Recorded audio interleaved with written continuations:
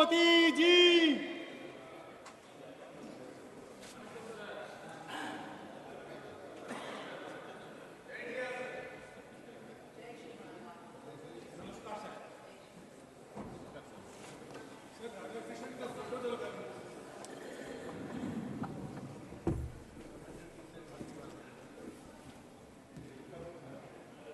Dr. Jitendra Singh to resume.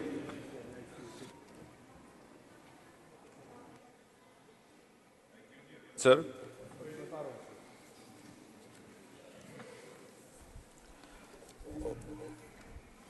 When I left, we were talking about some statistical figures. As I promised in the beginning, I shall talk only science in science and not referring to what happened under which Prime Minister, and let the House decide. So picking up from my last observation, there is a 142.68% increase in the space budget between 2013-14 and 2023-24. If in 2013-2014 it was 5,168 crore and 96 lakh, this year it was 12,543.91 crore. I agree with what was being said, that there was activity happening earlier also, and private participation having earlier also. But as I said, the figure was so dismal. Only 4 space startups in 2014. Today we have 150. And that has been possible because a new arrangement was set up. An interface was set up which is known as InSpace, which facilitates the engagement of industry. And it is headed by a non-government person, a person from the corporate sector, who is presently heading. At the same time, a PSU was also set in, called NSIL, New Space India Limited, in order to engage in collaborations. And this is what has given the outcomes, a multiple or a many-fold investment. So there is a huge synergy now between research, academia, startups and industry. And in certain ways and in certain projects, industry has quite a meaty contribution. Then I was referring to Anusandhan, which has just come in, and that is where I had to stop. Out of the 50,000 crore budget that has been envisaged for 5 years in Anusandhan National Research Foundation, you will be glad to know as much as 36,000 crore, almost 70%, is going to come from non-government sources. And this has happened only 6 months back. I don't have to say who was the Prime Minister. And this will pave the way for a greater involvement of the industry, because I personally also believe the time is gone when there used to be a demarcation for private and public sectors. And if we have to grow further from where we are, and as the Honorable Prime Minister keeps reiterating, the Amrit Kal at the end of 2047, and if we have to be a global player and decide a global leadership for us, we have to meet the global challenges, live up to the global parameters, and have to have the global strategies. Now, this National Research Foundation was a concept being practiced in US and also some of the European countries. Why had we to wait for 6 decades, and who all were the prime ministers in between? I leave it at that. Now, as far as the foreign engagement is concerned, or the other, it was said that the satellites were being launched earlier also. Yes, I am not denying what is true. I am only adding to the half-truth said. The total number of foreign satellites, because this process, yes, it first happened in 1990, till date is 424. Now what I'm trying to say, the next sentence is interesting. Out of 424 satellites launched since 1990s, as many as 389, more than 90% launched in the last 9 years. Which was the government, who was the Prime Minister? We have so far earned 174 million US dollars from the launching of the foreign satellites. Out of these 174 million US dollars, as much as $157 million have been earned only in the last 9 years. Which was the government, who was the ruler, that I don't have to spell out. The figures speak for themselves. Out of the European satellites launched so far in the last nearly 30 years, or more than that, the total revenue generated is 256 million euros. Out of which, interestingly, out of 256 million euros, 223, almost 90%, earned in the last 9 years. Which means the scale has gone up, the speed has gone up, and therefore there is, as I said, a huge jump that has happened. Now, I think credit should be given to our scientists and the kind of patronage, as I said in the beginning, and was very well being also put out by Honorable Jairamji. We had scientists like Sarabhai, brilliant scientists, Homi Baba, another brilliant scientist. Incidentally, he came to India for a vacation or a holiday, and the war broke out. He couldn't go back. By that time, the independence was in the offing. Then he stayed back. But nevertheless, the point is that we had to wait all these years for so many things to happen, which could have happened earlier. I'm sure somebody would analyze why this couldn't have happened earlier. If we had the human resource, what was lacking? And what did not happen has happened. And what could have happened, why didn't it happen? Now and of course, the acumen was so much, and I'm saying so also because the people should know and appreciate it. Our Chandrayaan has cost us just 600 crore. Whereas the simultaneous lunar mission, which did not prove to be successful, cost us 16,000 crore. So our scientists working in huge financial constraint admirably made up for that by investing cerebral assets. So we might be lacking in financial assets. So what we were doing, we moved out, took about 20 circles around the earth, used the gravitational force. It was like driving a car in a neutral gear in order to save the fuel. Then we immediately trajected out, went into the lunar orbit, spent about 40 circles around the moon. It took us about 30-40 days, quite in contrast to the Russian mission that happened simultaneously. But we saved on it. So in the process, I think I have to compliment the scientific community of India.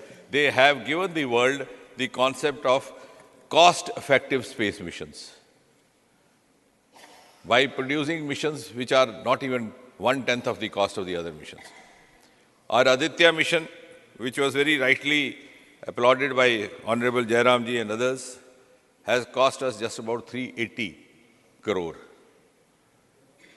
So what I'm trying to say is, but which would also, I think, on the other side, give us an idea that if we did not have the constraints that the scientists were confronted with, they could have gone much higher.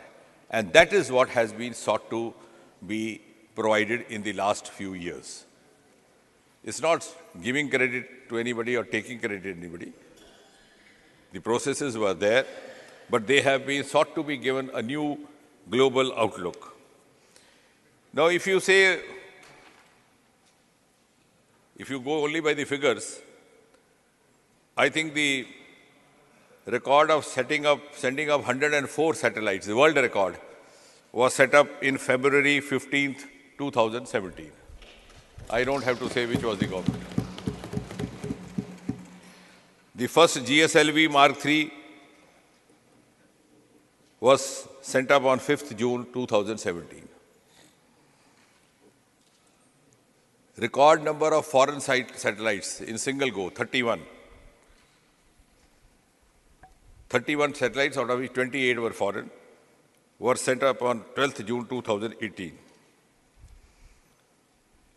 And in 2017, 5th of May, a South Asian satellite, we sometimes popularly described as SARC satellite, which is catering to all kinds of inputs to the neighboring countries, including Bhutan, Nepal, Bangladesh. Unfortunately, Pakistan chose to remain out of it to its own disadvantage. So we are now in a position also to provide inputs and useful information to the neighboring countries, very much in the spirit of Atmanirbhar Bharat and also in the same spirit of the vaccine Maitri, a country which hardly had the concept of protective health care. Even if we fell sick, we leave it to God. If you get well, it is mother's blessing. If you don't get well, it is Pishle Janam ka karma. Because of our, maybe also partly because of our socio-economic constraints. Even the concept of healthcare was not socially commanding that kind of, or culturally commanding that kind of priority.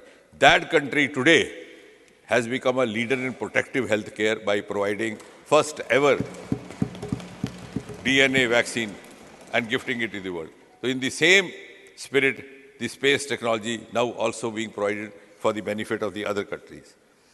The other part of it is, which has very conspicuously happened in the last 8-9 years, is that we have not confined ourselves only to the launching of rockets. Rockets catch nations' fancy, as they did. The entire nation was glued to the screen when this landing happened. And that again also because the gates had been opened up. The whole country took it as their own mission. Earlier on, what happened? You had a launching in the remote corner of a newspaper column. You would see a single column news, Sriharikota. You could not make out even where the Sriharikota was located. Now we are getting tourists there. We are getting visitors there. We are getting boys and girls. We had 10,000 spectators to watch Aditya launch in comparison to just 10 of the team members we used to have in 2014. And from all sections of society. So if we have to move on, as I said, in a synergized manner, we have to involve. It has to be whole of government plus whole of nation effort. And that is precisely has happened now, which has led to the generation of cumulative, collective human resource as well as knowledge resource. The other part is, as I was mentioning, the late 9 years, we have not only confined ourselves to the launching of rockets. Space technology today is being applied virtually in every sectoral development projects, or every sector. And I have no hesitation to say that space technology has entered every Indian household. Some of us may not realize that it has already happened. Floods and disasters, of course, we are ahead of others.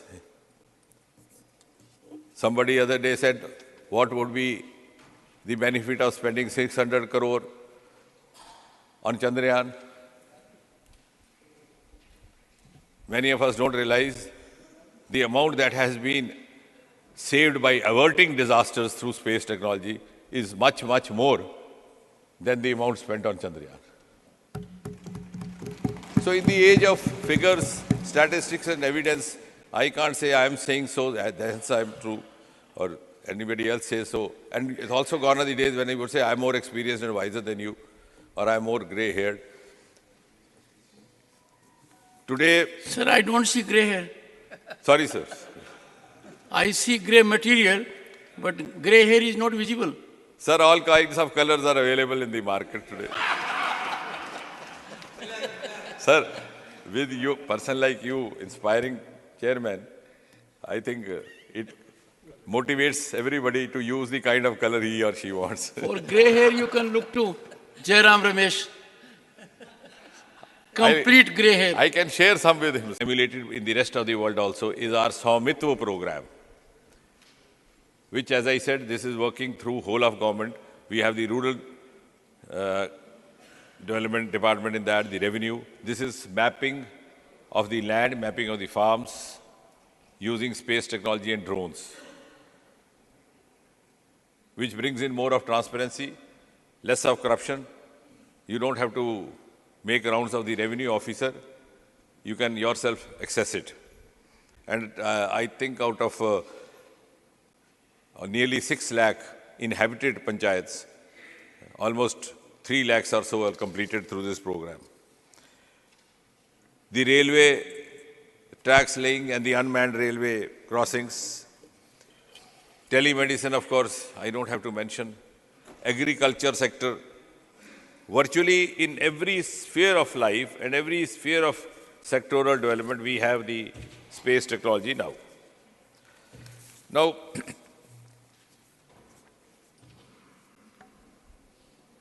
I think time has come, as I agree with most of the members who very optimistically concluded it. The measure of our success is always relative. The Einstein theory has survived on that. So what is important is, as was being mentioned by someone, that US landed a human being in 1969. True.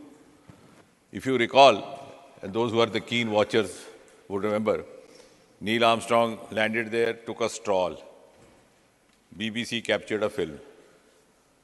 That was the main news agency those days.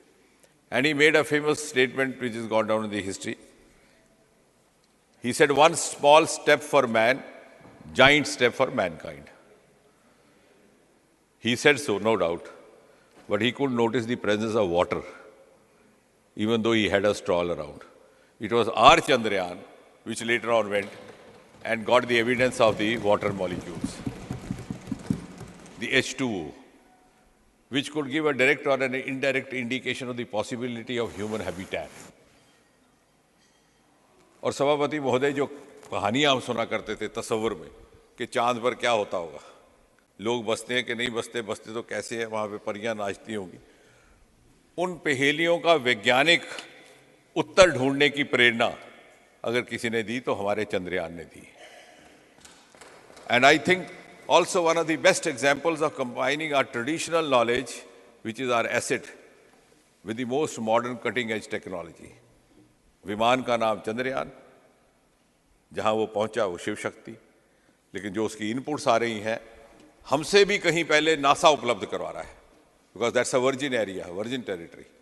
Nobody had ever ventured there, could have. So even those agencies we started much before us. Now that takes us to the other inference. We are today at par as far as science, technology, innovation capabilities are concerned with any other country of the world. In some spheres, we have even moved one step ahead. And again, to give you an evidence example, I'm not talking which government. Television happened in USA in 1950s. All the London members of the upper house know that in 1960, the famous presidential election was finally determined by the outcome of a TV debate between John Kennedy and Richard Nixon, which turned the tables against Nixon. We in India did not have a clue about what is all this about. What is TV? What is debate? How does it happen? We saw TV for the first time sometime close to 1970, that to a weekly Chitrahar. Which government, which head of government, I'm not saying. Today, even computer came 15 years later. Today, quantum technology, the latest cutting-edge technology. We are among 5 or 6 countries in the world which are into it. We are among the first who have mission quantum technology launched just 6 months back, under whom I need not say. And we are at the same level, R&D level, because in scientific projects we have different levels. We have not yet gone into application level, But if they are in the research and development, we too. Otherwise, what would happen? Television would have become popular in America. They would have indulged in TV debates for elections. And then we would suddenly awaken up to something called this new discovery. Similarly, in space technology, as has been said, we are already among the first 2 or 3. Now comes the space economy. True, our space economy is not something that we can boast of. But I do have the courage to say that this is a cumulative effect of the last 60, 70 years since we have started. Today, we are only 8 billion space economy. I am very humbly, modestly admitting it. But our projection for 2040 is 40 billion. So if since 1960s, as was being said, till 2000, second decade or third decade, we reach 8 billion. In the next 15 years, we'll reach 40 billion. But the most interesting part is that only a few days back, I think hardly a week back, we had a famous report called ADL report, one of the international reports, the Arthur D. Little report. They keep making such projections. The report says that India could go up to not 40 but $100 billion economy by 2040. In other words, my own projection about myself is lesser than what the others are thinking about me. Which means the world today has recognized the quantum jump that India has undertaken, the fast track in which he is moving. Now our startups, as was being mentioned by some other members, in 2014, we were only 350 to 400 startups. Which government? All members are learned enough. In 2016, Stand Up India, Start Up India policy was launched from the ramparts of Red Fort, announcement made in the Independence Day address by the Prime Minister. Within a few years today, Honorable Chairman, sir, we are 1,25,000 startups. More than 110 unicorns. And what I'm not saying, the ruling party not saying, the Treasury bench is not saying, the world is saying, India has suddenly jumped up to the 3rd position in startup ecosystem in the world. Now, if it has happened now, how can we help it? But if it has happened now, something must have been contributed to make this happen. Some enabling milieu might have been created, some enabling provisions might have been created.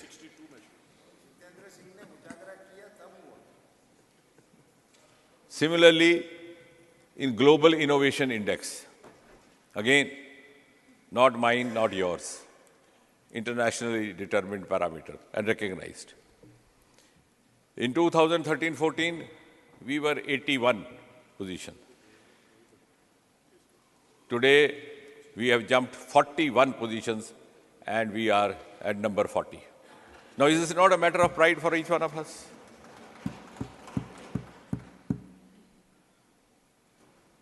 And when we talk of space economy, we can foresee the space economy is going to be a major contributor in India's future economy as well. And we have jumped. 1 second. Sorry. Honorable members, I have got an input from some members in writing. They say many of us feel it is so cold. One thing is very good. The Secretary General will take steps to moderate the temperature. And another significant facet, we are not generating heat. We are in full collaboration. The Honorable Minister must have been a very serious student of Shakespeare. He, in his speech, has taken to Julius Caesar, and our Jairam Ramesh has not interrupted him. Please go ahead. Temperature. It's the Aditya is going to study this part also. The thermal aspects, the magnetic aspects, and the solar aspects emanating from the sun. how effectively could the possible harmful effects be avoided, and to what extent this could be put to advantage for those living on planet Earth. So coming back, Global Innovation Index and International Index, we have come up 41 positions in 9 years. Overall space economy is going to be an important part of it. We are today 5th. And I think in many quarters, more celebration is done when it is said that we have overtaken United Kingdom. So just as we have overtaken United Kingdom, some people also feel rejoiced that we are now launching US satellites. What I'm trying to say is that the now world looks up to us. Gone are the days when India used to be led by others. Today, the world is ready to be led by India under Prime Minister Modi. Biotechnology. Now, how can I say, unless the Prime Minister changes, I cannot help it. You have to accept it. Now, biotechnology. We were only 50 startups in 2014. 50. We could not even say this very respectfully. 50.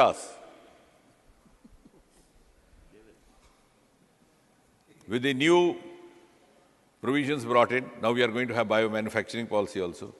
It has gone up today to 6,000. Our bioeconomy was $10 billion in 2014, 13-14.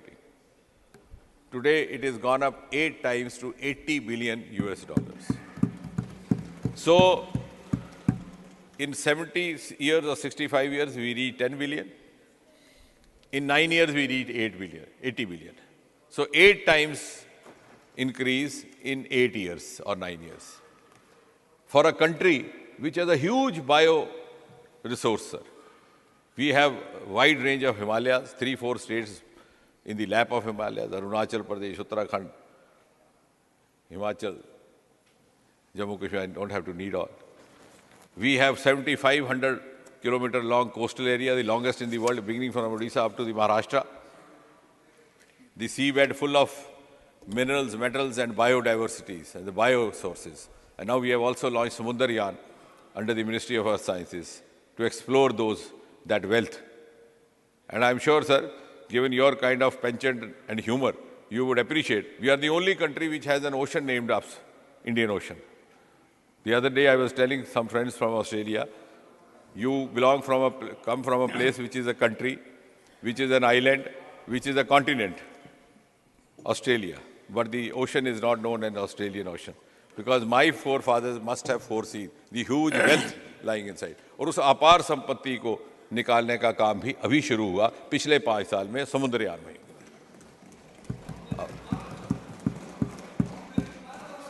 समुद्र तो वहीं था.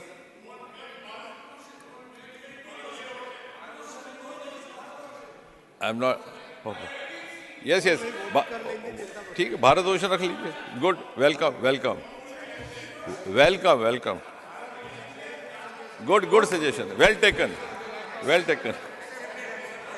I think that is the sense of the House. No, I think there is a sense of acceptance. I'm glad. Please continue. Yes, sir. Continue. Okay, Honorable Minister, continue. So these exclusive resources which will contribute to our economy and which are primarily scientifically driven, Aroma mission has happened only in the last 5 years.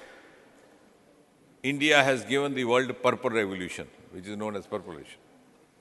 It's begun from the Himalayan states, now being also emulated by others. Cultivation and production of aroma products, lavender products, and giving competition to some of the imported products, including their perfumes, etc., confectionery.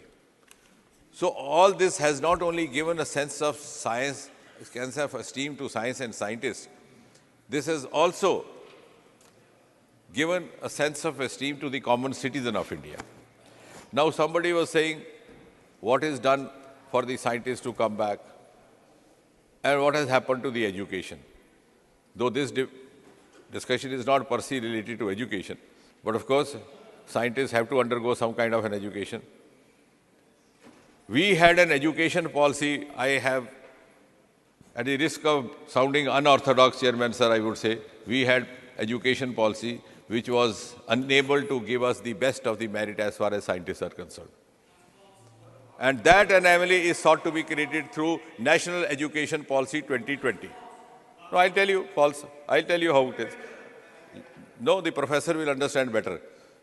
If I did class 12, my parents wanted me to be a doctor. I didn't manage it to medical college. What do I do? What do? I do graduation. Which subject? Biology or botany? I can't go to any other subject. Professor knows it better. Then after graduation, what do? Yeah, that's what I'm coming to. I go for civil service exam. If I make it good, if I don't, then what do?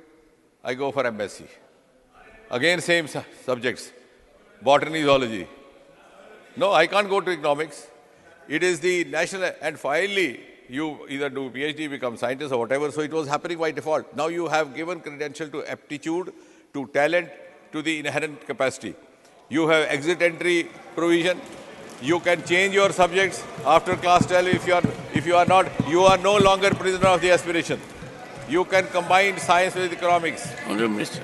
I'm not yielding. I'm not yielding. Please go through the NEP 2020 document, then we'll have a debate. You have not gone through that. After class 12, I can change my medical subjects. I go over to economics. Was it not there? Why was it not there before? So I can. Look here. No. You please go through the draft, then we'll go. We'll come to it. Secondly, and this National Education Policy 2020, this National Education Policy 2020 has happened in 2020. The name indicates. The name aptitudes, science capabilities, and science human resource at multiple levels. The level of funding, level of encouraging, level of also the exercising of choice and preferences. And therefore, I can go on and on, but I would finally just conclude by saying, because I have taken more than the time required, that it is a moment to celebrate. And I think if there's anything otherwise that should be in anybody's mind. Absolutely. Yes. And those who facilitate them. No. If you are serving a class, if a scientist is working 24 hours and like a good Samaritan you offer him a cup of tea, do I not appreciate you? Yes, that's what we are doing. We are offering them funds when they require it. We are offering them environment when they require it. We are offering them freedom when they require it. We are offering them synergy when we require it. And we have liberated them from those self-imposed shackles. We have liberated them from this. And this has happened in the last 9 years. And the whole world. Today, sir, just to conclude, as I said, I am not saying, Treasury not saying, during Prime Minister's US visit. Now, I can't help it. It's been there in public domain. US solicited that our astronauts should be accompanying to the International Space Station. That means they have recognized the worth of our astronauts. Now, what do? If the opposition members have a problem with that, it's not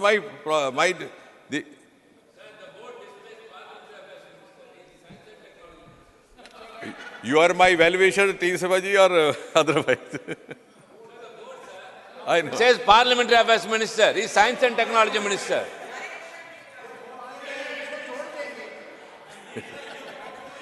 No, Please. No, I am concluding. No, sir, I'll conclude. Friends, we are looking at all situations. Several small and minor things have to be done. No effort will be spared. I have requested the members and leaders to make suggestions to me also.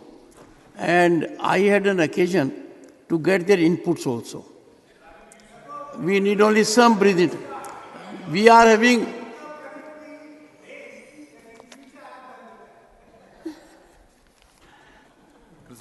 I won't take long. The Americans today solicit that our astronauts should be accompanying them to the International Space Station. That means they recognize our capability. The Americans today suggest that we should be part of their semiconductor consortium.